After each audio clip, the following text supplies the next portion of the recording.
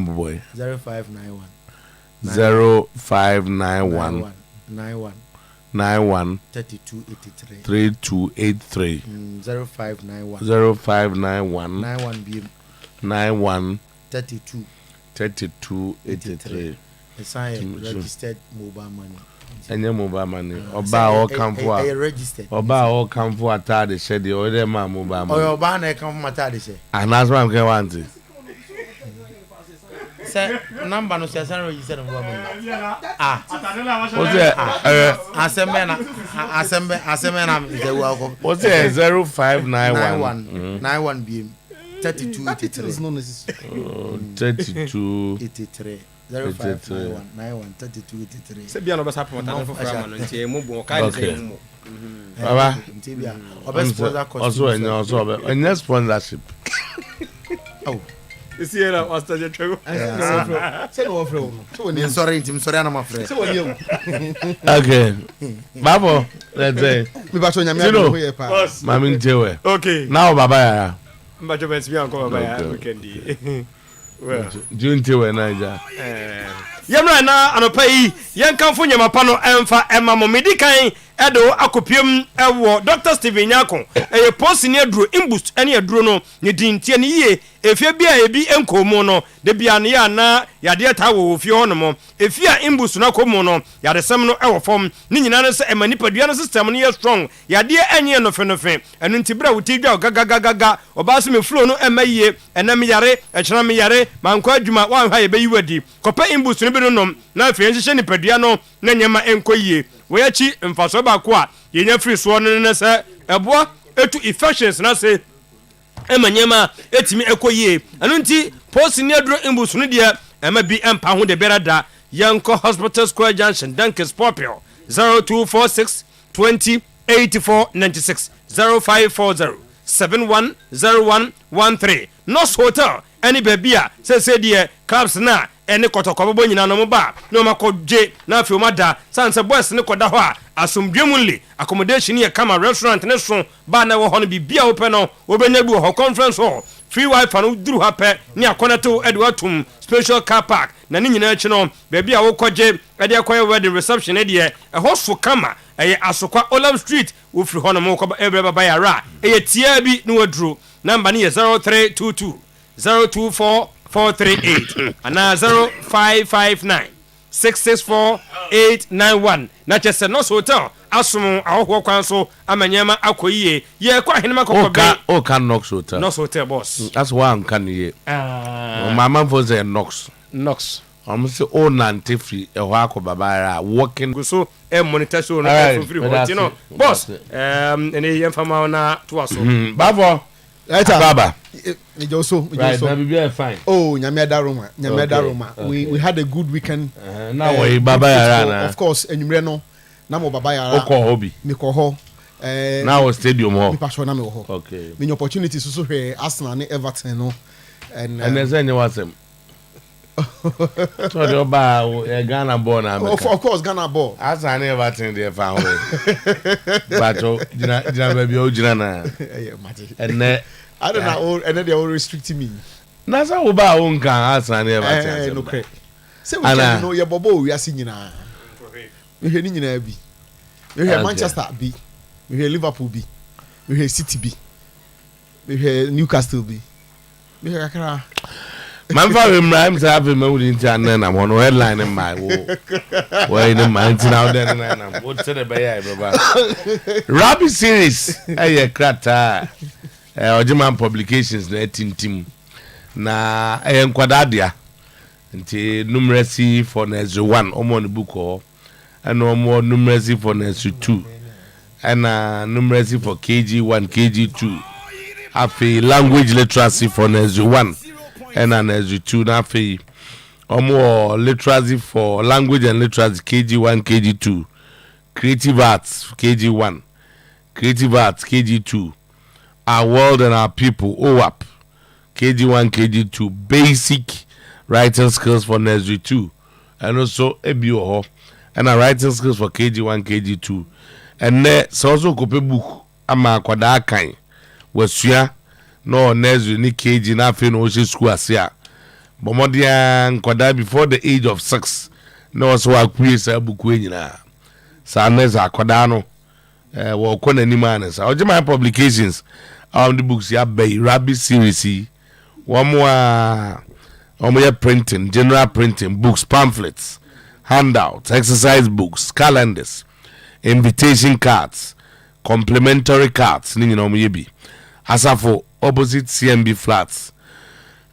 onomo na fi omo men's gold building no echi J Ojiman number so between rabbi series head teacher for the school rafo and be person go to books the man koda yesua 0209 712994 0209 712994 0530 311715 0530 311715 and after 0554 674264 0554 674264 na bibia aye kama ho Rabbi your best teacher and after Ocean's chemist so at the Ocean's grab Miss Chanaba nkwada de no akwada bia chese wozu basa from bia gina ne yam akwada bia wanya different gastric pains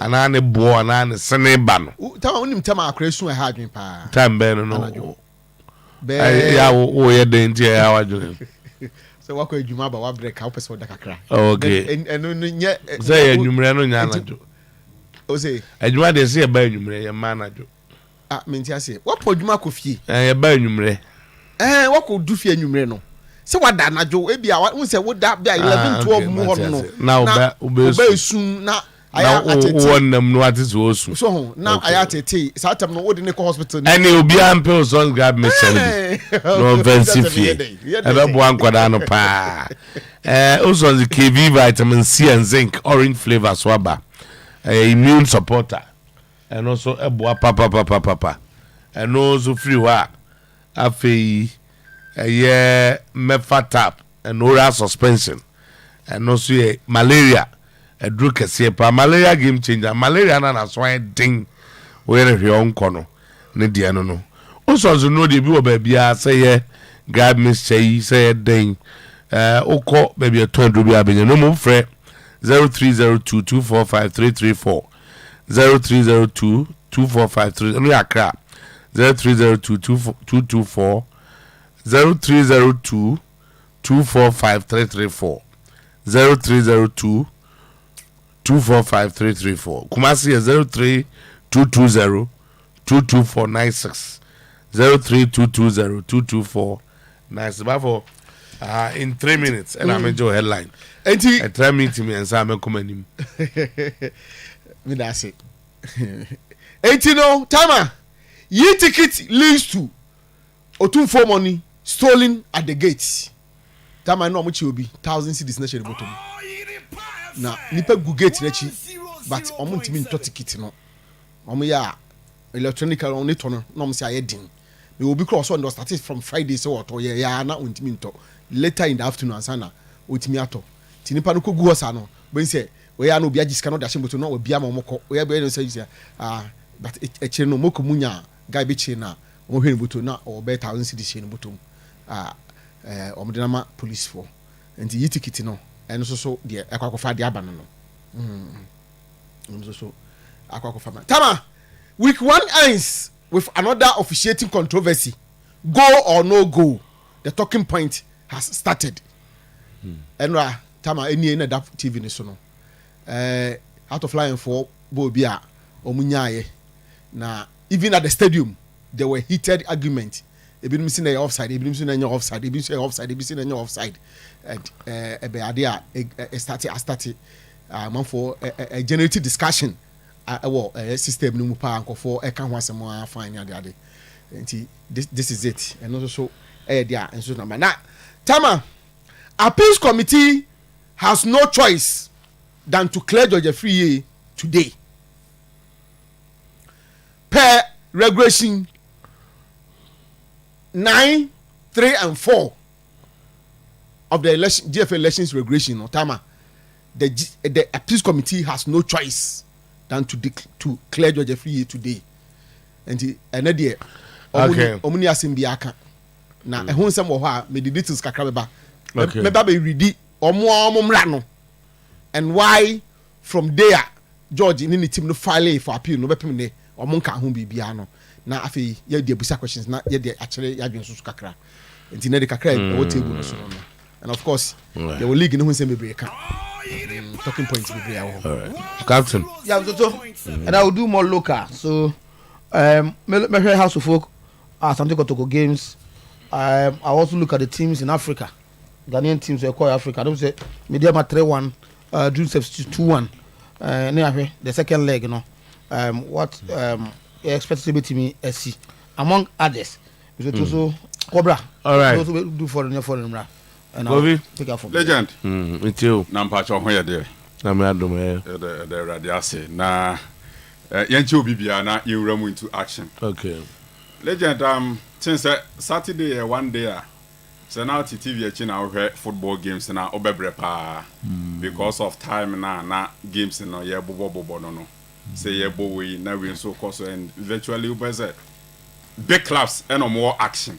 And to be nyanka when you adaje and when you time no ahwe all the other games no. The idea will be then later on no atobo ase na wahwe bi. Legend mamento me bo ase na me wura mu Premier League. Na yen discuss Manchester United kakra. Na me one person legend me gidi say at the moment coach your friend say Erik ten Hag is under huge pressure. Pressure war coach your friend say Erik ten Hag so papa. And a idea legend he cannot run away from it. Pressure na what Erik ten Hag so no. Eso pa. Say what for Manchester United set up here kitania. Your ball match day 1. Manchester United every side game na be kan ofia say United ebo game e Old Trafford. Legend, you remember how they recorded that particular win? Against Wolves. In the dying embers of the game, Wolves came dominated Manchester United with Old Trafford. The dying embers of the game when Onana came out and committed a foul and a penalty. Referee eventually the referees were suspended. Me purchase sanity. Me be trevia can say.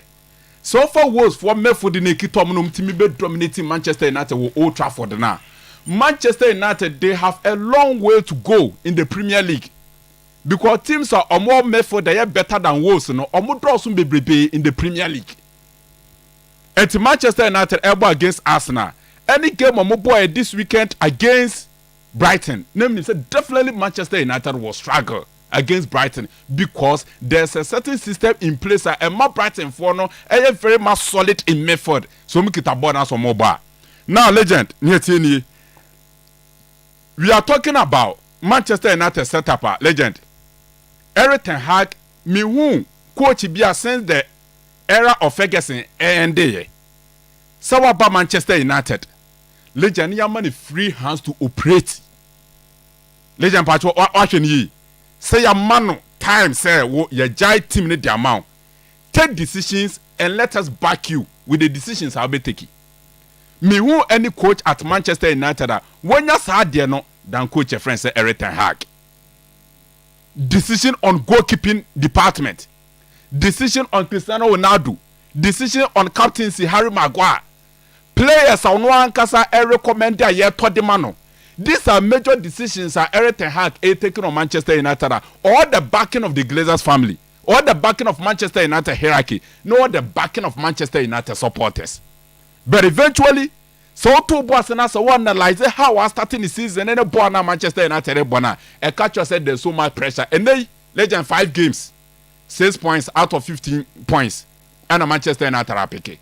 Over a game now course against Brighton a legend. Manchester United elbow with 4 central midfielders. The idea was that they should be able to cripple Brighton for midfield, no. Legend Brighton midfield for Billy Gilmore, Pascal Gross, these are the players of mobile Brighton midfield. But Omoko game no, na Erik ten Hag is rose ultimate no more. So let me add an extra midfielder in the shape of McTominay. And to the McTominay Ebeka Casemiro, Christian Eriksen, any Bruno Fernandes on and 4 central midfielders. Legend. Yet Brighton controlled the game at Old Trafford against Manchester United. And at the moment, and legend, the man a problem. And I say, Manchester United, aside system now break it down. It seems so a more reaction now. The boy a first season under Erik ten Hag and a reaction about from. Nana no pay legend e baba be ya de kakra. Enim guasia Brighton for no ko Old Trafford mko gu Manchester United animase. Brighton fa born again fato so na yenhwe Brighton for second goal no omo share no e Old Trafford. Legend e pato agi so hwebi. Brighton e Old Trafford mo second goal no mo share no. Legend omo ball 30 uninterrupted passes 30. Bon ochum ko akira omo started better upon from the goalkeeper. Omo ball passes and omo ball mark 30 on ball 30 uninterrupted passes. Manchester United play bien ni one and I can't ball ni bi. Compare say ball ni bedru abrante friend say Tarek Lamptey. Kwachire born again kwach. I had a finishing no. O de kwachire boys almost started build up no from Brighton 4 goal post him. No more ball passes and kwa legend on ball mark 30. United play bien one and I can't ball ni bi. And omo de ball net 2 net. This is not Manchester United supporters in Ebeshushe. So actually carefully at the time now almost take passes together no. You don't see reaction from Manchester United players no. You don't see them closing spaces. You don't see them man marking players. And a Brighton for the name Musa no moko. Or Musa no moko. And Omushe goes no motion. So legend, I think say this is a problem for coach and friends Erik ten Hag. And Ekeka kono say Omar Shenia, some of the players will begin to lose confidence. Shadio say offers are formed for the national legend or boy na. Manchester United virtual moment for the some betting their body season na boy no. Amrabat my, but you and I know say Amrabat should be a player or be a backup to Air Casemiro. And a Casemiro form na at the pay. Then Bruno Fernandes and Christian Eriksen how no more control games last season and also perform. And to Manchester United, see a close to transfer windows now. What is the solution for Manchester United during the course of the season? And the work of the coach in friends Erik ten Hag. I know Nejuma legend and Nemuno. No Omo bossa Manchester United omo passano mo passara on bossa Manchester United play biana and Cambo on bossa 30 passes Old Trafford. Na omo wie ni nyina no e no moto omo boase e na Brighton for no could di Manchester United for ho adwuma e wo social media kwoto said the last time about Old Trafford be share na yani asaba this is the Old Trafford we enjoy playing at Old Trafford. So legend team no nyekita na ani Anthony out because of allegations and legal issues. Jadon Sancho off because of issues on the coach nenya. Me ba try to you. And the Manchester United team ni team nyina. And at the moment, born now West Ham United they ball. Brighton, Tottenham Hotspur. Who besides what is the fate of Manchester United for top 4? So legend, it was a disaster for Manchester United. So better if you normal lose. So I think this is a 4 in a row for Brighton. Tina Saturday night catches I keep to say see a petit bia or Ben Brighton in terms of Brighton chena Manchester United Ben Sadia no than team friends Arsenal and indeed it's Old Trafford at the moment it looks difficult for Manchester United so beat me in top 4 legend yan to aso see Chelsea for na enei me sure say coach friends Mauricio Pochettino ti hona say or her Chelsea team na obo say indeed legend why a big mistake pa mistake kasi pa say Chelsea team call transfer market the number of players omo kotoye na omo team ampe proper goal scoring force players are omonim goal share players are omo justify say in terms of track record of converting chances ombetimi ayede amati me friends Chelsea Football Club. And they offer teams some more ball in the Premier League. Omutimi dominated possession. Who say indeed they stay in the game for 90 minutes in terms of total exchanges. Chelsea they are good in terms of more pressing on possession. but legend boy no the screen so no your friend Nicola Jackson no Mikhailo Modric Madueke or match say these are not the players say Chelsea for Champions League football. These are not the players on Bamba Chelsea for Champions League football. Clearly or match okay, yeah, so time you run into transfer windows no.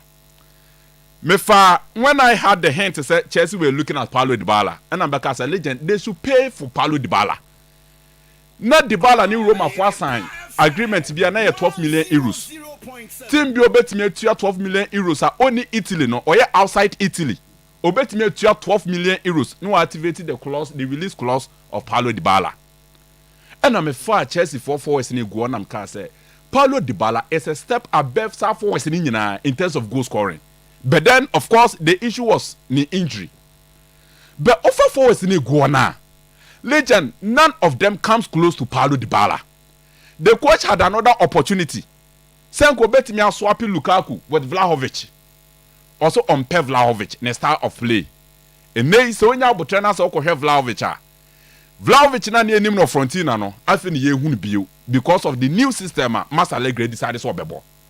And to Chelsea for problem and they say, how would they deal with a goal scoring problem for the rest of the season? And I say, if nothing at all, for the first round of the season, because clearly they are struggling with forwards decided games at their Chelsea in front of goal. So, legend, I think that Chelsea for also issue kakrano no. The City for the legend of match say, coach, Pep nim team chiche coach bia. See and chiche team ankasa. Oh, here City game ne kakra, or West Ham United game no. You understand a Juma wade Jeremy Doku Ebabeye or Manchester City. What's a legend? You last season, no, Oja branch friend said Riyad Mahrez. Mahrez could play more Saudi Arabia. He needed a replacement. Replacement in anything. Or a player in terms of 1-on-1, 1v1 situation, or a very good, or a very quick. No bet me beat his opponent in a bebano. Or for Manchester City in our last season. Riyad Mahrez as a forward, there's no single player within Manchester City squad now. 1-on-1 situation, 1v1 situation, or better than Riyad Mahrez. And it's a Mahrez. You never say, but here's replacement. A 1v1 situation, obey me, Mama Sadian. And I call Jeremy Duguaba. Legend boy, ni movement, ni pace, ni 1v1 situation. A catch said that problem, the exit of Riyad Mahrez, it will be solved. And this is a player who will give them a lot. So, City picked the 3 points. 15 out of 15. It has at the moment they are the team to beat. Arsenal since 2017-2018 legend. Arsenal went to Goodison Park. Echo for 3 maximum points. Not the flamboyant Arsenal, but looking at the fact that since 2017-2018 Arsenal winning Goodison. Now Arsenal will need to gather all the mentality, the momentum to pay that 3 points. And I think that it was good for team and friends at Arsenal. The error spotted the run of Martinelli, who's through and goal. And a clinical finish to match as well. Gabriel Martinelli with his first goal of the season. Oh, sir, me fan senke krum ha ho. Na kebia has na kotoko. I think that's the biggest rivalry game and derby game, isn't it? Okay. Sebase has Asha kotoko 5 consecutive times. And Asha kotoko Asha has 5 consecutive times. They just say go.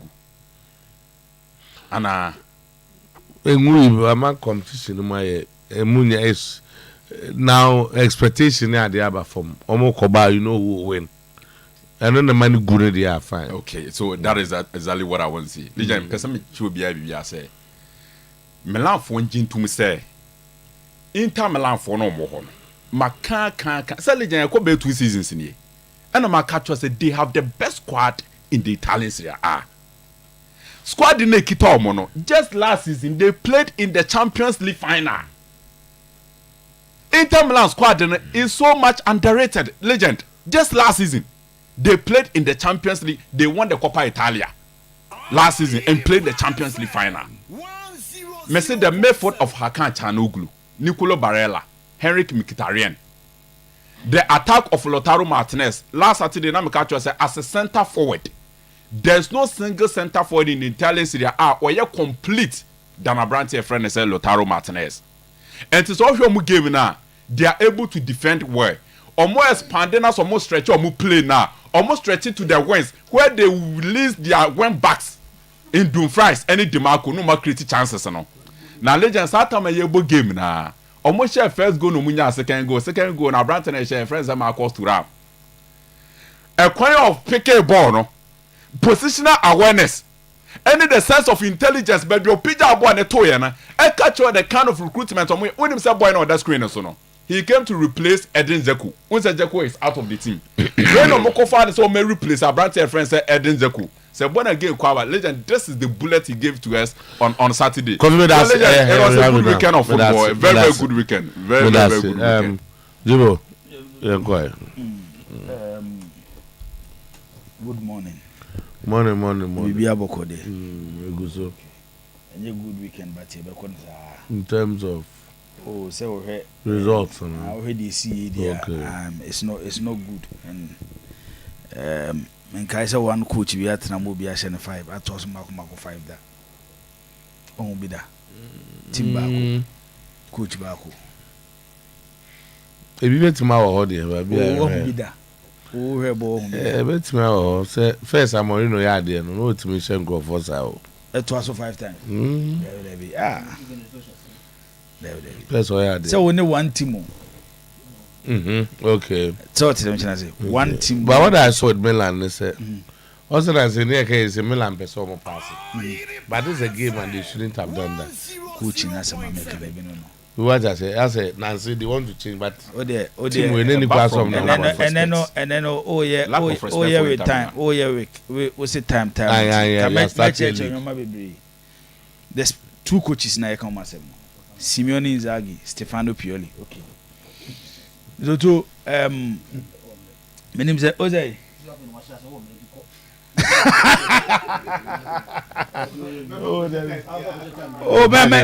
Matches and those. Why not? Mamunga said, only me didn't come on. My stance on Stefano Pioli has never changed. The last season or 2.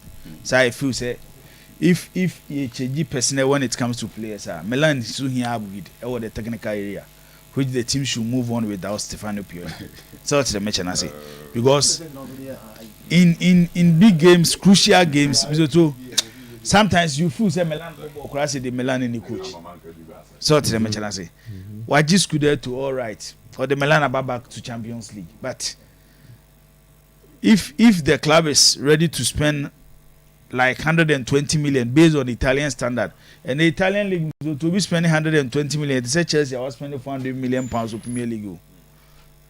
So to upgrade players. Inter has not spent. Inter has also spent. Inter is the second highest spenders this season in the league.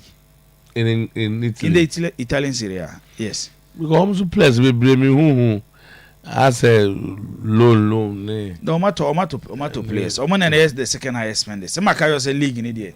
Sikanim sort of the match I say. It's the only way to save Italian clubs. You won't be no opportunity to play in the Champions League. Maybe a woman, now what to play about could be the Ajis Kakese. Now as I now the Ashisha with Tim Nissan man. A bit take time and send you drew. T. But I call in a bubble. Hey, boy, make it around. And so, like I said, you do too.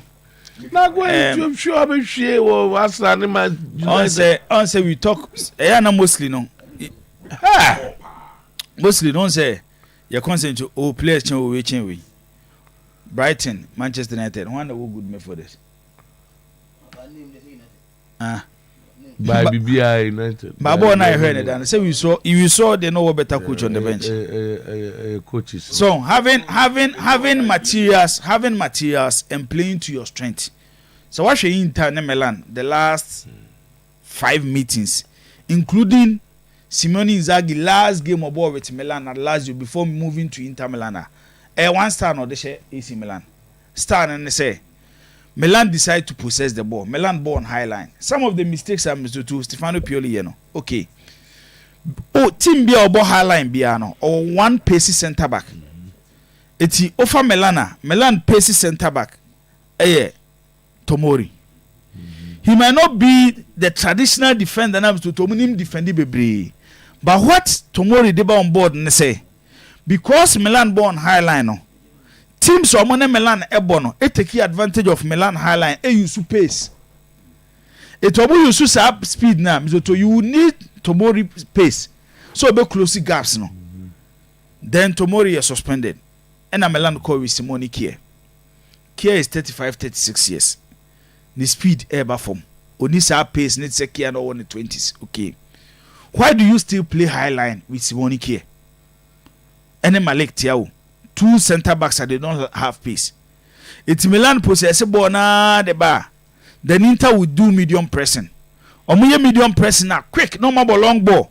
Then they will run at Milan defenders part, no more ball not to net. 1 star, 5 matches, the same thing. It's if coach Mizoto etnase. Now did this same star Shannon now we need antidote to it. League now Milan ebono. Any other competition, Mizoto, you compete with the top teams. Where Champions League, if you even get a good draw, I will knockout stage. Final match never kwakobono. You will not be lucky because virtually you meet a big club in the final game. It made me feel say Inzaghi is getting better in such games while Stefano Pioli is failing because Zoto derby is a derby. Me for once as a Milan supporter. Oh, the my for analysis I may to I wish China Milan be lose against Newcastle. I don't know. Just to get off, you new coach in free. As a for once, as a Milan fan. That's it. Ada you be Stefano Pioli free hono. You be when the rest side of this Milan say. Kakrano motimi the work of the coach. The coach is the reason why they are this competitive, not the squad of Milan. And I'm telling you this for a fact. Is that they be coaching before do magisteria do my semi final of the Champions League. And so very am adwene ho ada. Me pa twa tia se. This coach na kan ho asem no. What the Milan boss semi final of the Champions League last season. What the Milan magisteria and today Milan are very much Allegri there. No, yeah, what Allegri can't come in. He has not been doing what Stefano Pioli is. But the same Allegri. No, the same Allegri. He's not perform. This is a performing coach. Rafael, we coach you. Let's let the board disagree with you. Tomorrow more my bani nyina. Rafael with this coach. Fine, Obai. But I think say coach why add to this point. No, nobody is taking any credit away from him. But teacher near or chair they were class 2, no one coach they were class 6. Teacher near or chair they were class 2 no. And I didn't know you know about your classes. Is it Milan call him extra chain purely. Exactly. So what did the match national? Oh, Scudetto 2 seasons ago. That time he born Abasu. Nobody criticized Pioli. And then Rafael Benitez won Liverpool and Champions League for so many years. Man sakeno. I don't understand to. I don't have Benitez in that son to. Kenny Douglas the Liverpool kwaje Champions League go baby na. King. Man in few. It's the first I just Scudetto. Yes. But Milan also gave him the platform to win Scudetto. It wasn't like Pioli by Milan, not it's a Pep Guardiola. How you proving winner? He was a normal coach in Italy. Yes, he was a normal coach because he has coached Inter Milan. One year Scudetto. He was sacked. He coached Lazio. 1 year Scudetto. He coached Fiorentina. 1 4-man qualifier. It wasn't like he was a top coach. Yes, me have himself supported Pioli. But me the say, baby a club ne need the demands of the club no. If Milan wants to reach that level, it's not Stefano Pioli. Wow. Milan will scabia in the general transfer window no. Omo form transfer is scanning in Uncle Brighton cover deserve him. Yes. Juventus bound. Omo for scanning in because he is one of us. He started from the Milan youth team. He understands the club and the young coaches are omobano on the lead you. When you watch his team playing, you just see say you have a coach. Maybe the say I don't mind a coach losing 5-0 against an opponent. May I always look at the future. But maybe the say no Inter. Say maybe the say yes, show krana. There should be some signs. Chess a game. Na so timibo game. Who create a lot of chances, but still won't be converting a show. Stick to your star. You don't see a star. Say Milan star near under Stefano Pioli. Wow. 3 games, good game, bam. Now another one about. Check the last 9 months. Sassuolo 5-2. Lazio 4-0, Inter Milan 5 times. When was the last time one coach Inter Milan international to also 5? Na Heart of Lions coach kura me to so ma on Heart of Lions team me Inter Milan 5 times. One coach same star.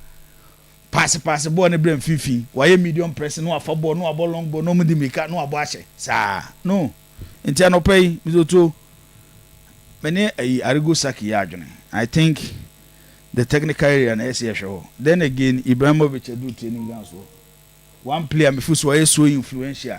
Time Milan is sorry no, because after that 5-0 defeat to Atlanta, Ibra influence in the dressing room a key. Last year when we mixed Ibra, we saw what Milan was doing, and especially in big games like this season. Abenji, bema boda kakra meka wo game no. Mame kwa kakra bi in the English Premier League, and then again, Dizebi. I don't know is what about the talking point in the Premier League. It looks like your boss season where we are, any top club be obenya problem with coaching biano, we'll be looking at Dizebi. Matiti comments baby, and a disabled coach top teamer is different from coaching Brighton and the top team. Yes, I say, but coach Ben started from a top team. Every coach started from somewhere. Pep Guardiola was a La Masia coach. And a Barcelona nya trust to nobody almost senior team man. And here is Pep Guardiola. When the structures of the club need good, the chances of coaching a ban YSL and Mizutu was slow. But when the structures are not good, and for money baby I would do as a coach, you will fail. Watching the Brighton Manchester United game on Saturday, Bema few coaches no more Premier League ma. Players are me will call them ordinary players. Or more look like world class players. Tarek Lamptey Saturday game. Playing like a left back. Ball left back. But what Tarek Lamptey? Danny Welbeck. These are some of the signs. Adam Lallana. 2023 Mizutu. Coach be the Adam Lallana coach Trafford Maniko Manchester United. And Shane Diamond for the second goal. Also there be a football no Mizutu. You want your man you may be wa. Ebi a woti akira, you might think and play a role in teams of Mushe go. Sabo na ohuri fa so de 9 fast no. Me se me class fair come fast go she go na equal to obi ordinary na aka bo am assist. But because one touch ball statistics and statistics will not describe it.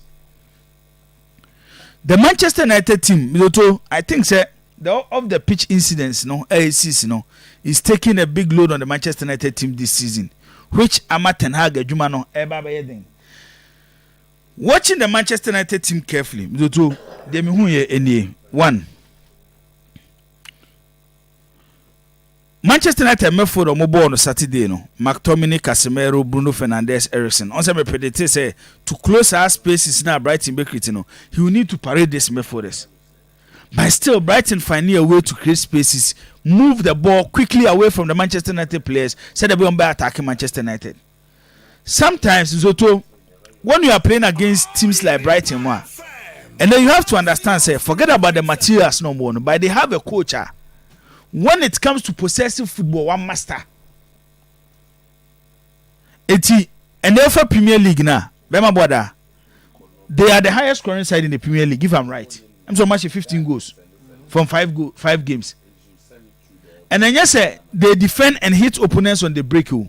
They control games and score a lot of goals. It's not disabled to master the art of possessing the game. Even against the master of ball possession and Pep Guardiola, on any teaching possessible. I don't know why Manchester United are approaching game no like wrestling how they do against City. Especially their last game against City in the Premier League. Sit deep, go low block, hit them on the breaks because Brighton team no they are because of their possessive play. Anyhow, Marcia range team on the pitch no. Omuja spaces were actually. And you have fast players, especially with Marcus Rashford. I don't know why Ten Hag decided to go toe to toe. Oh boy, yes, Bobby. When you watch, was it the second goal? Another the third goal. Pass no omutimi kwa na ko Manchester half no masa asa omachi no mabe passes Manchester 9 kan bo ni bi o just moving Manchester United players in a way to score. And also make us the approach of the coach Ten Hag on Saturday game normally Manchester Brighton boy was strong, especially deciding say me free Holland a total football free me bomb total football into SMB coach no one is disabled. He might come from the home of Catanasio, but we master the art of possessive football as a coach. And you always love watching Brighton when they are playing, especially disabled. One coach who Oyerepa Maka say too early there, but it looks like Yemfe and Ninko Kakra, the Tottenham Hotspur team. You just love watching them. 100.7. You just love watching them. And Mizoto, me sure I'm on Shelford no. Me hear game na you from 89th 97. They are playing all right, creating all the chances. But games need be a team breaking teams down no because Tottenham team about this season no. You don't expect Sheffield so be call White Hart Lane to beat Tottenham Hotspur. Reason is say team was Manchester United on lose game in the Premier League into why Sheffield. Say team because our moment in mu nanka Sheffield e win game na psychologically it affects the team. Ade bia na to Tottenham e maybe atwam no sad dey na asa babiem because when a new Tottenham you expect Tottenham to even beat size or yellow in the Premier League no not Tottenham afeli omuntimi share it is our stage no and Tottenham could do Saturday no e honam to coaching echo the next stage, the mentality of the coach or passing into the minds of the players for players to accept say born ye monwe don't accept defeat. Coaching adwuma na binu no at the time I'm to original touchline no shene actions how you were speaking to the Tottenham Hotspur players telling them say don't accept defeat mamu nyi ntum se be lose game no eti be maboda I think Postecoglou so no ye mo na ba so for the adwuma oye ewo Tottenham Hotspur. Next is the London derby, so North London derby and you be hear ni only Arsenal. Then only Arsenal. The next league game. Oh, that will be a very interesting game. A very interesting game. And then next week, the next league match is a Champions League. Some Champions League, say Premier League. I think it's any weekend, so some more FA Cup. So I am saying next Wednesday. Okay. If I may check here. Mizoto. Kudus again. Adiwe hame pa na. Ya Kudus career no will move to Kodwa Samuel level ni bi. Me kanama saka bi say they advise you Kudus to move to West Ham. How Kudus papa.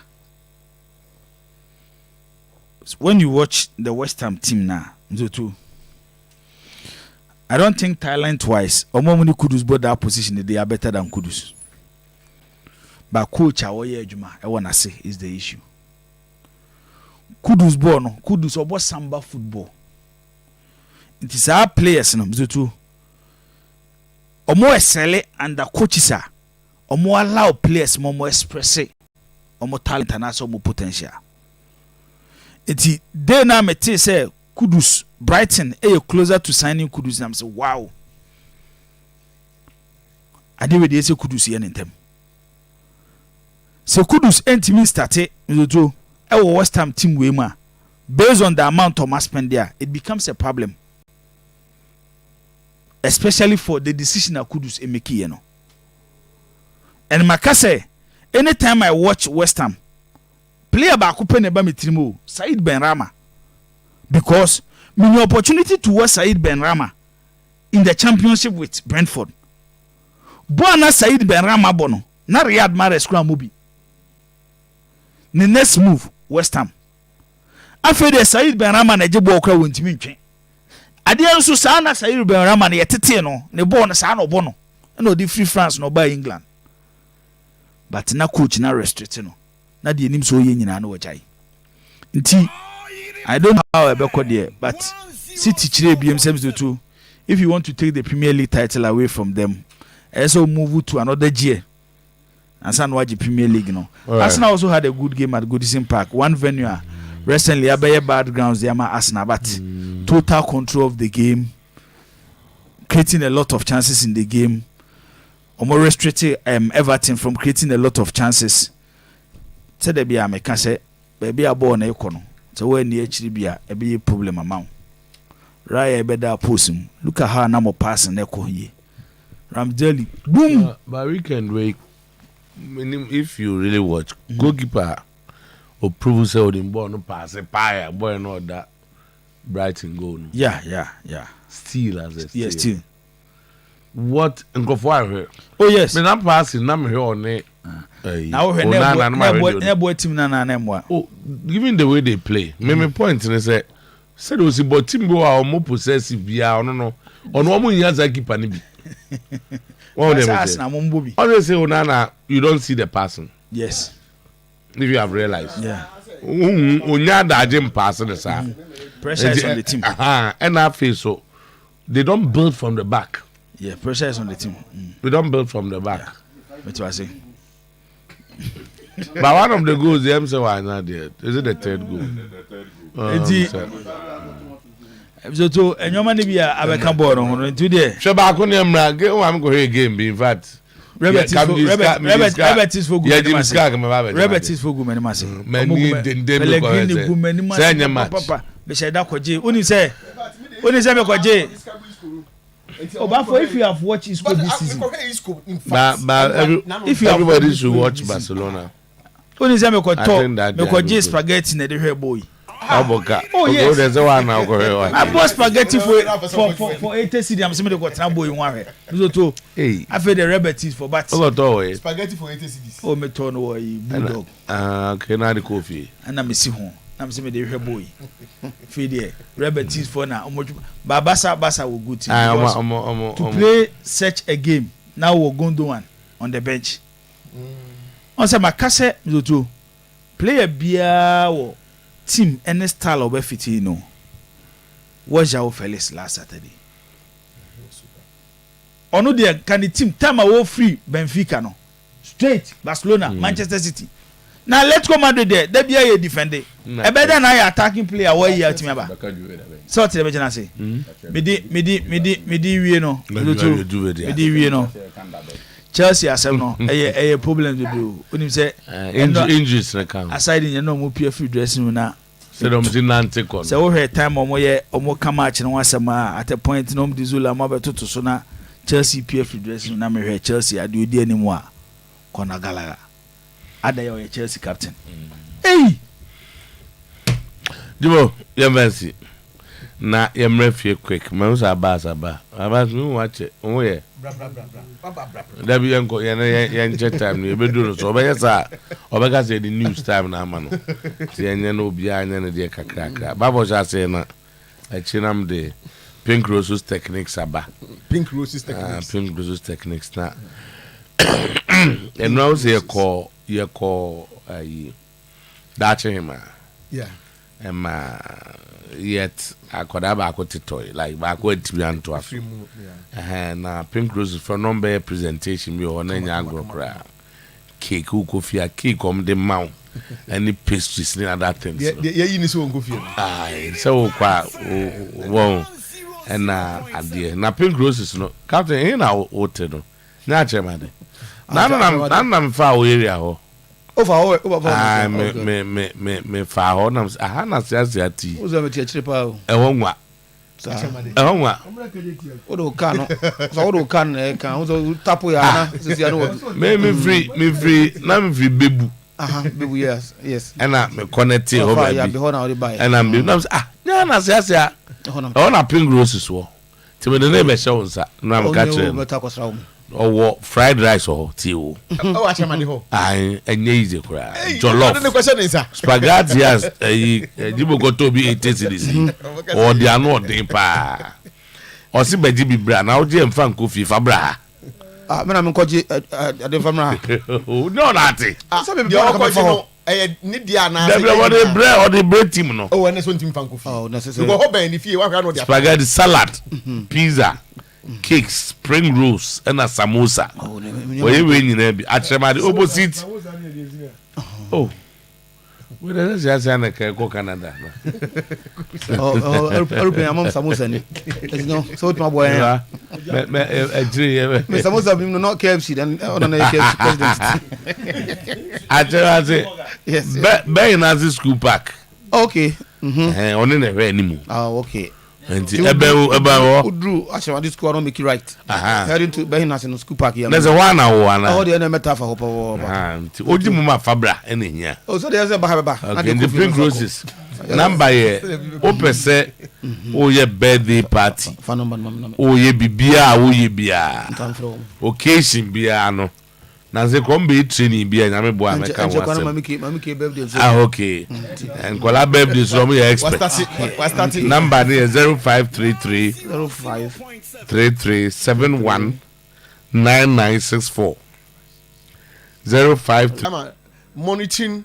Mami, the interesting message me back a no problem. George Osewia face, hey striker. Spaghetti 80 Ghana. Did it come with the food chicken? Unizika. Hey. I see you people are very good at sports, but the time a day. I say Obiago we say passa and I say okay, and we say please talk about Bassa Jibo. Okay, always dream big and no. Yes, I Samino you koni akoka. And Tama monitoring across the various league centers, no. Information I mean and say clubs not selling good games. Or to me say yes, and there has been some improvement in our games. Bono. One that ubet me aton the amount for says he say bono ye bono. Brana me hebi. And at least I just coaches in a year, Juma. Ubet makanisa. There's a game near the coaches. Of course, HSA teams also has brought in good materials. But the good material they were in the country. Of course. Say, and if they have improved the coaches. Oh, same time can say yes. Magic coaches in the anatomy. I'm on the Audian. I'm for the toy now. But the materials were not Ghana materials on toy. You see, if they have improved the same set of players. Ebia be no so na so ma improve dia coaches na ayo mu ye coaches na ya ade and then penifo no so mo pay man and you go to play free ball for akwa na de ba o de kokotoko na improve a nye coach na improve ya ma coach ni de na de penifo no so de ama wo obi a ye ne part sana mpesa e ho na me ntia because the players were still in this country and but for akwa no but for akwa and I was so open no yanko fa na me kokotoko na yakofo na abre wo okay ki yakofo na abre wo so eno so e enti Tama but number baba yara nti me pese me ka baba yara kakra Tama first and foremost mesre last season mesre obi amuame I still think the e-ticketing system no enye foolproof nti kebeya ka o say at the weekend na Black Stars bomb match no ya na eno kwane match wo krum ha nti ema focus ni nyina ye no nko a Basems obi ade ngo enyo onya ba code normally started on there the tickets na me different from before Friday o but they the same process by process in the code choose your match they do more selected matches no use e-ticket no mostly the government stadium no and they use e-ticket but process of buying the tickets in the until so very rich the select match selection stage no I select Sometymer versus Bafo versus something because me information me want to say Tamale for instance how to for ticket ton I'm try ticket ton because the national sports council boss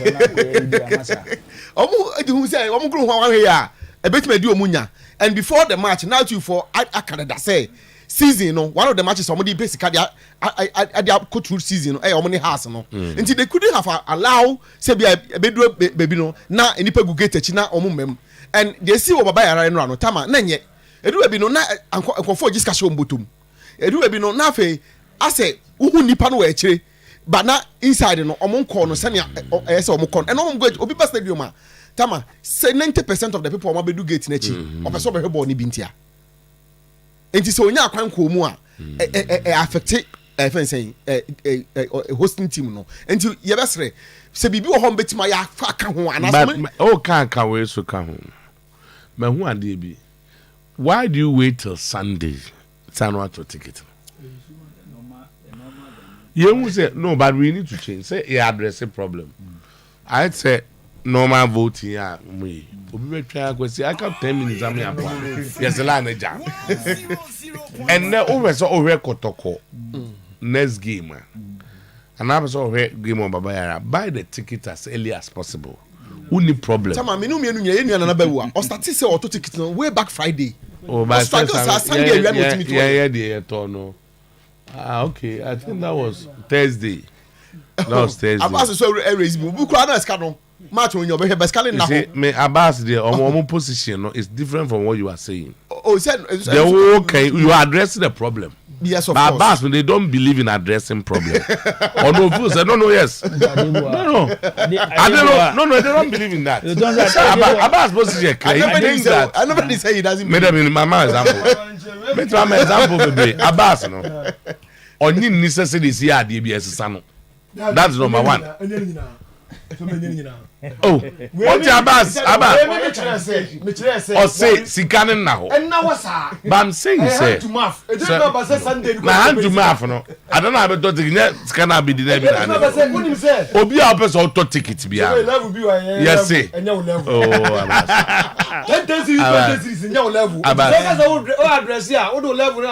Oh, Abbas, me so point in the say. This supporters. Me ba o de o level for no me nka o myself. Me ka o ma minimum o me kwesi ada no meto ticket. But almost can be. No so a different issue. What him say? There are a lot of people who can buy the ticket today. What is that side way? 10 cities this who come me name say side way. Ebia the next generation e be san. Omo ye events kra no. They say omo ye events kra no na ababa beji atum. Say when you are organizing events, now we turn ticket. Time omo turn ticket ni pa no. E last day of the but we need to change. I don't know make us say yababe I say be jam you down. Yababe jiatum say a part of our culture. But we need to change. This subculture must change. And I make about for and start e take it you. Share yesu sana na yakore kotoko matches of baba yara sports team. Time a gate no eye gidi. 10-5 minutes to start the game. Afi na man for promo. But say e take it aba. The challenge say we are can challenges aba. Say a do time no be atona e ma de no so yere. Enti wo abetimi atona ntem. Na make say wo de atona ntem. Yes so no me to because e kan ye ho e be ye ne kakra e be take years ansan na every one. We should also find a way I de ba accommodate sa anyoma ne nyina. Woni what happen en ra e baba ya sports stadium. Me tifie na me starting your course. Some officials of National Sports Authority Jinageta no jijisika di go mubuto. And so na idea headline now because e-ticket. So I'm saying that and because you ba for be kwanye e-ticket to. Nipa ne begu gate na no. Chale fafa ha na ye ntem na wuram. So obi apeso ko. Enuntina. On say Jibo una utu kan go he ball nche. Uko un say nipa bi apem ticket no. Oh so mo no un say how they have come here before. Baby, I want name. No more hobby. And they saw me. Go have full and Tottenham. EFL Cup no. You do no say 2 hours to game. They don't sell tickets at the gate. Into what? Yeah, they say. Nipa na me ko no very close to the reporting. To offer the reporting wa Ghana. Also, Onyanda one na bahada until the reporting spoke to them. Ansana omoto ticket na maye. Yes, take it ni wo. No official yeah. Take it ni bi wo ho. But I say 2 hours Emra no ne say enton. And she shall no. Omo MT nipa. Enti tama. Ghana for the di bra. Yanhwe eno ho asem nka. So wo sika ade beto atọ ntem. Me no ya mi gina ho. Omo am betima to ntem, omo to ntem. 90 pressure no so. So what I say, say network system no so betima improve no kwan bi so a eno so improve no. Abbas Ghana you. Omo mu gina gate. Nipa say there. Person go omo. And so take advantage of the gate. Omo so they should stop it because it's gonna take Chelsea ne Wembley and so EFL Cup. Omo do stadium more late. And say 10 minutes to start the game. Almost my close way, you know. Game not started. Seats were empty. By my own room. Emre ye adwuma. Jale nkora am. Tama. Omo hwe no. Emre ye adwuma mra. Tama on the game itself. On the game itself. Two teams no sell a good game. No two ways about that. Heart of Lions e buy. Say number one season anymore. Then we have a game in our hands. Say na Heart of Lions one season say number kono normally no bu ho mba say ya hu ni say ba when say South matches no na say a normal 8 take form but say ball we number one season ni mu a e na o ma ya mu team ni ho adwuma Tama boy no your friend Ziggy no we dey menye coach but the Ziggy that and we Heart of Lions I'll write to the FA na the friends who ndi Asan referee one minim ni I don't have it here but maybe I go here be hu because Heart of Lions scored a clean goal. We to pay the rules. Born that's no. Time when I play was short. Okay, before I be no so no. Enko for ka the number of gates so mo bie. Okay. Why do you have gates? Ayi me bie ni nyina mo bie anko. There's one big gate kakra bi. In Sometymer no. Omo be the green stand. But an official of NSC ekoyi key from security for no akugina ho no ojisika no ojisika mama for them on zone frame I don't say omo fro bi mo ko be gate na we say be na teams are survive man ka so ko gisika ba on o ka chem say edu be na ayedin na so ko be one of the gate on man ko fotimi na get on me ni unu je jom me ni omo mje jom tu omo ka ti obi gisika na lion attacker no ojina hen as you said Bona gave it much so this is how it is and almost see picture here no Heart of Lion attacker no and now you're just behind Kotoko defender. There's no way that player was off or ball shot through Kotoko defenders were caught ball watching and Heart of Lion follow here and no finish the ball. So it was a clean goal. Now because of say a referee to car our Ghana league we say best referee man can't you know say referee a cost team say such referee as assistant referee no must be punished. Never can no man. Hey say mo mo you cause so we are there mo. You mo there mo card there. Adimo mo no cause na that you know me punish you. Until no game no bonus but the game from the bar against Asante Kotoko no was good. Was a good one. So too Mediama Africa against Horoya. Europe and Kabeka say a very good score line on the ko. But be a good Europe. What I say 3-1 they a very good score line. Everywhere, but Africa everywhere in the world. Everywhere in the world. 3-1. Everywhere in the world. Africa no one. Titi Africa now. That's so set team so be and then this I be. What I say? The still it has improved Captain Way. Oh that yes it has improved. North Africa. Horoya as you Guinea here. Yo so too. Media must make can say media ma for kwa omun ko say as a game no cry half in the Sabbath will be answer. But to game where you go 3-1 here can say if Horoya should get early goal in our second leg, first goal in best first 20-30 minutes. The rest no referee Media must be early goal. Oh that's where they've done well. Now because omun ko say after na yes here. But Obianim said the over away at any point in time. Say Ghana will say we will be home and from grounds. So let's wait and reach them well. Okay, please, I want them to go and go forward. Legend. Yes. League, you know. CBA Pijano here. So Sani beto also it means. Has a more match. Oh, has it just a ball Friday. Gabas. House of Folk in the European League, you know. And no can be my excitement in the course road. Yeah. Affect other. House of Folk in the European legend. Maybe CBA League na chance, you know. Be them very much happy. Football in America, no. A good football. I'm for now. For now, in that for a good say. Almost say almost court. So I no more catch a court and go for you. I'm file for contempt. Okay, go with you. Okay, intelligence. Yes, I told me I'm you better also with this level of player. I think say it will be good for Ghana Premier League. Okay. Mamini can more mediama for Barcelona and Asante Kotoko. Legend Horoya. the last few years, in fact, about 5-10 years there, they've been one of the mainstays when it comes to a Champions League. Legend, it's not easy to beat them. And Omu go no krani a game no. And for them to have hunted them that way, 3 goals, you be no manager no munya back with the 2 nets. And this is the scoreline of the Bakopim next 2 weeks on Beko. Beno, legend, Okona sa Okoko managing that munya drawn game, you are true. Any defeat by 1 goal margin, they are true. And the game ninja too difficult. The only thing is that they should eschew complacency. And you say game we are already done with the game, and that ya will say in terms of preparation. And then normal be a person kokoeno. Sad they no medium phone in from mutrim.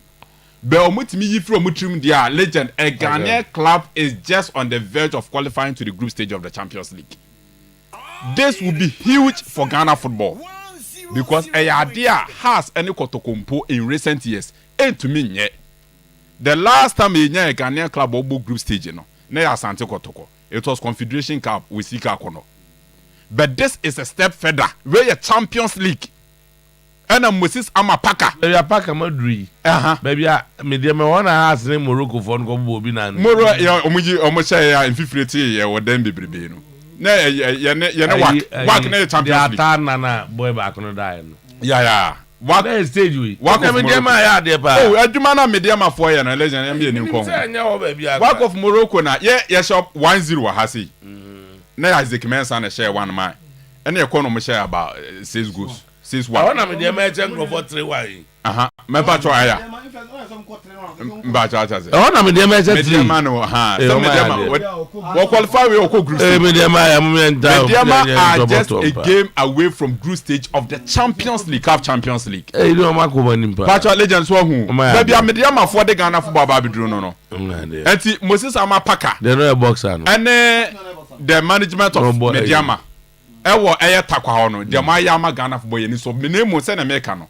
Ma yenda. Why? You're on the verge of making a history. You know, Champions League. Dreams is when a good scoreline. Dreams is when a good scoreline. Yeah, is not the NKH, but at least it's. Group stage. So we are hoping say Dreams win Mediama, but we are so much certain say the scoreline by the man Mediama there. We can get to the group stage of the Champions League. Next and final one now. Asante Kotoko. Ebo against a Heart of Lions. Na enoma mi hu ye na legend am ye happy because I saw now stadium no me hwani nyina LTV so. Dem hu ye na say doc person obo the Dr. Ogun football na yenim no which is possessive football. Ono za no te. Did that from the back. And Dr. Ogun obo possessive football. Obo possessive football. Doc. Oh Ogun there Ogun born there ze fepa. They born the two from paper. You pay and kakran. I've not noted him for that. Nampacho, one note for there. I seem to more of the result-oriented type. No matter how it comes, I've won. Oh no. Yes. The ZB of Ghana. You can say the transition here quick. The ZB of Ghana. So the baby sir. Enti mi hu say drop and purely of Ghana. So purely ne there. He's a good coach o. Baby Milan could do no coach. And I'm on swap here. Oh me cram penasa. Okay, deserve for he's not about okay. No one deserve ne there. We Juventus band and there that commentum boat chichi why we Juve band. Enti legend I saw Asante Kotoko some person me dey born to form. Na omo that unique football na Dr. Ogun person obo no.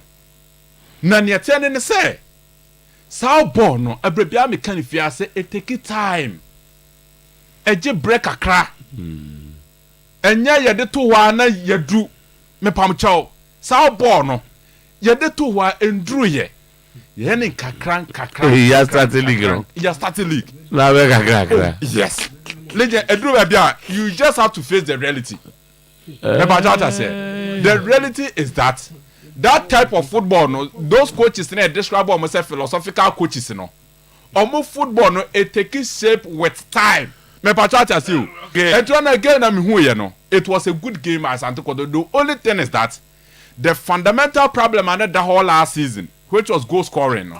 This season, as Ante Kotoko Ansanso started, 90 minutes no goal. Okay. And the area was a coach in improving. Any or more number of chances on betting and creating any home converted those number of chances, but the level of play wasn't bad. Heart of Lions, legend. That's it. Go now, you disallow, legend. Me who say a deliberate act. We any error. We any say what was and I say one said that and then Nubia. Oshe Bonnie carefully. Teams the referee had that intention to disallow the goal. The assistant referee. Legend boy, yeah, that's we. Never be a referee, legend. Well, what do you carefully to say? Referee, assistant referee, he had a full glare of the incident. Legend, who be beer? But yet, or decided so be pitch and a flag. The only moment who say player no make him move or bet me a question and no pitch a flag. The ever the can man Mr. Otuo, and I bought me chemum, you know. First half of fee, number second for stadium. First half of start times where as usual. They said the mobile phone nature no. Camera name to be an so. And then my member stadium na me give me. And your man kakra me ho ye. Bizo mo kase kotoko team ni be hia games kakra. Ansa no mo do mo level no. I think after watching Kotoko last 2 games, no, me know more the same page. Said they will need like 4 or 5 games because one. And no game now me share, On say to say Arsenal now Ateta but also possessive football. Even the page that they will train on it, a key factor on how also training the players no possessive football. Makase, the first coming of Ogum and the second coming of Ogum might not be the same because Enyoma Ogum nyaye when the first coming it might not be possible send the second coming the first season he will get it. Time Ogum back to the first one to Dr. Ogum. The team went to Dubai. Had a grade A pay to train on it to master the passing game At the time our team ne buy in on pitches Mzoto who say a dasu kakano you will see Kotoko some passable no so well. I don't know the current state of people so park but unim me no nim say dunya na first ne dunya na second no enye the same. Nti ebe take time kakra. Me hu nyoma kakra. It wasn't like a game Kotoko dominated possession overall. They said yeah, ebi amanfo ka no. Because there were some areas I feel say technically there were some problems. Meaning say born again be me ahwade bia Kotoko nya free kick and say 90th minute time ho baby. Zutu Kotoko bohum. They need a win at all cost. And a free kick in better. Mr. Kalu Wataro say Zigine Kujino. Mr. Twini. Born again higher. Okay. Heart of Lion at 2 with 5 men, maybe one. Heart of Lions so 1, 2, 3, 4 players at the other side. Into 5 plus 4, 9 plus the goalkeeper 10. Kotoko in the box 1, 2, 3, 4, 5. Into 5 players of Kotoko attacking against 10 players of Heart of Lions. The home side Asante Kotoko here go. Bizoto say unya attacking move. Now this is the arrangement of the players on the pitch against the oppositioner. Onufu said draw ye okay. There is a technical problem. But I said the American u tieni pa. Born in Konenim, near Heart of Lions for nya canterbury. Before me back Kotoko canter so. Heart of Lions nya counter Bizoto. The moment they omonya counter ne pe. Kotoko nya counter. Time omonya counter na em say Ziggy eno ye na just supply Kalu Watara. Just 2 men against Heart of Lions, bare 4 players. The reason was simple. I didn't like the setup of Asante Kotoko. Playing home game with 2 defensive midfielders. It limits the attacking play of the team and the number of players are udiko position in the boss. Sheriff Jamana. So what show ma the level of Zeze and Obi say Baba Yano. I think Kotoko will create a lot of chances and score more goals compared to Enra game no more boy. It's this the tactical side of it to Enra more game no. I think Heart of Lion is team near world discipline. No say boy Debbie Amkase. Yeah, the argument in a bobo. Aside the 9 a bobo mono. The first 15 minutes, unze no more panic. But later on they realize say you need to know Kotokwabo. It's the confidence to play. So go by in the first 15 minutes for Kotokwa and can no free stadium by Ras Sporting 5-0 Kotoko. Psychologically can break you down. It's this other aspect I think coaches soup. Yeah. And no should be 2-0. Last season so draw the top 3 table for home table now. Mzoto in Swatrema no account. Teams are more massive points per home. They only survive in the league because of their home performance. Omobo na machine this season. Mzoto. Now I am. Tima ebetimi a surprise league ni this season and Choroto in Swatrema. Beating Bechem United 2-0. Enra omo first game no signal and they have an experienced coach. But the big test is on Sunday against Hazofuk. A huge game. Enra Abbas Namene NCC chairman Elvis Kasa Namakache Elvis. From Haz game now me share what Tamaleno. This almost double game no before they will beat in Swatraman. On Sunday we Accra Sports Stadium. This season league neighbor Mizutu Yemshin Swatraman. Okay, and the game, forget about preseason. Once I don't do judgment on by the team organization on the pitch. Okay. I there about who you are managing. Other games who course were fine, but it's too early. Chelsea say. Yeah, Chelsea should go stars against Go Stars. But don't say season. Say the American. It's too early. Using one game to come. Oh, what do you see? Say your points. Say you need. Yes, and you need but. Okay. On say for Heart of Lions. No, Heart of Lions. Turn over for qua. Say nation no many dreams. Okay. And I made them as one more. But I want to division 1 by the first one on my first week no my deal. Bofo Echo Accra Sports Stadium. Echo pick a point. Heart of Lions. So about pick a point. And you see a car. Okay. That's fine. My boss I'm ready. Okay. Yeah, Nato. Abbas. Let's say you won't watch it. My birthday see